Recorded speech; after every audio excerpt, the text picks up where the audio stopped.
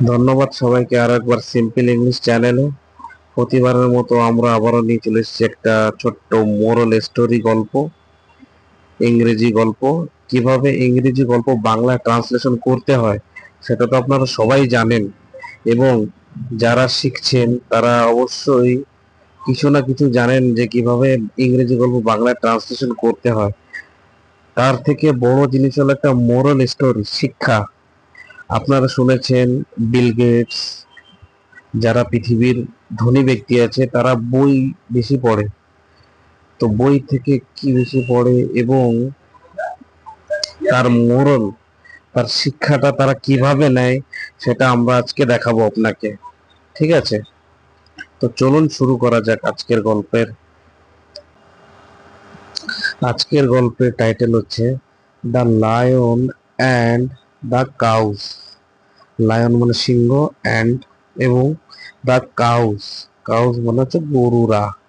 ঠিক আছে, এখানে এস আছে দেখুন, আর এখানে দেখুন গরুগুলা। একটা গরু নেই এখানে, এখানে অনেকগুলো গরু, যেটা গরুরা। তো চলুন শুরু করা যাক। ওয়ান আপন ও টাইম, একদিন আগের কথা। দেয়ার, সেখানে। লিভড, বাস করত। ফোর কাউস, চারটি গরু। ইন দা ফরেস্ট, জঙ্গলে। তাহলে কি হবে? সেখানে জঙ্গলে চারটি গরু কি করতো? বাস করত। এভরিডে, প্রত্যেক দিন। The cows used to graze together in a particularly spot. তো চলুন তারপর কি বলছে। প্রতিদিন। দেন, তারা। ইউজ টু, করতো। কোনো কাজ করতো, সেখানে ইউজ টু লাগানো হবে। ঠিক আছে, অভ্যাসগত কাজকে বোঝায় বা রেগুলার কাজকে বোঝায়। ঠিক আছে। গ্রিজ, গ্রিজ মানে হলো চড়া বা ঘাস খাওয়া। ঠিক আছে, তারা চড়তো বা ঘাস খেত। টুগেদার, একসাথে। ইন দা পার্টিকুলার মানে বিশেষ। স্পট মানে জায়গায়, বিশেষ জায়গায় কি করতো তারা? চড়তো। ঠিক আছে, ঘাস খেত। দে দে আর অল ফ্রেন্ড, তারা বন্ধু ছিল। তারা চারজনে কি ছিল? বন্ধু ছিল। ওয়ান ডে, একদিন। দ্য লায়ন, সিংহ। স, দেখলো। দ্য কাউ, গরুকে।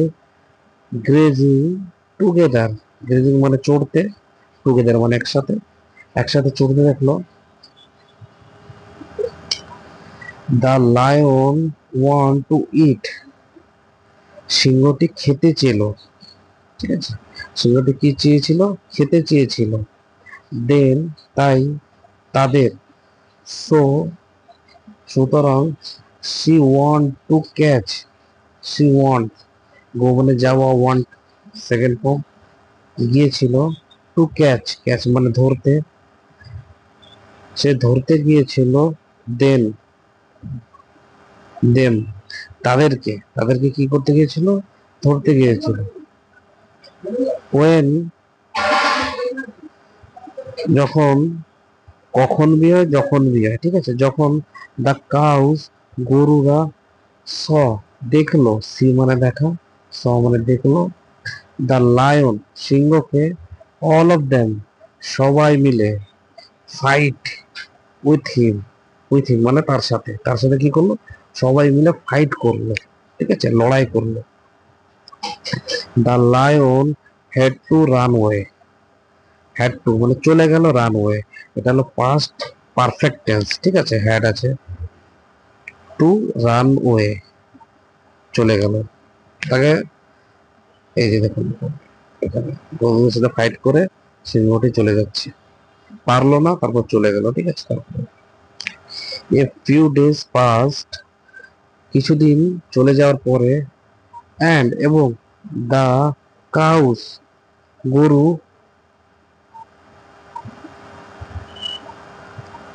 কোয়ারলি,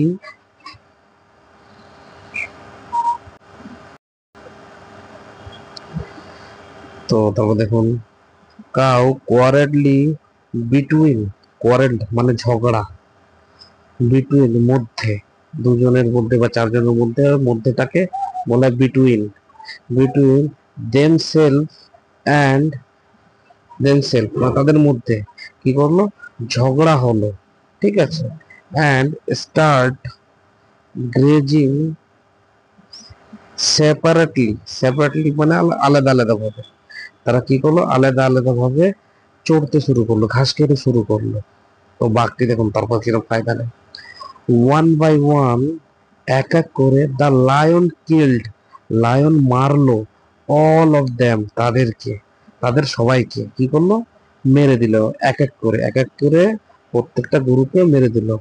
কখন, যখন তারা নিজেদের ভিতরে ঝগড়া হয়ে এক এক করে ঘাস খেতে লাগলো, তো বাঘটি, সিংহটি সেই ফায়দা উঠিয়ে তাদেরকে এক এক করে মেরে দিল। তো চলুন, শিক্ষা কি আছে আজকে শিখতে পারি আমরা, সেটা দেখে নিই।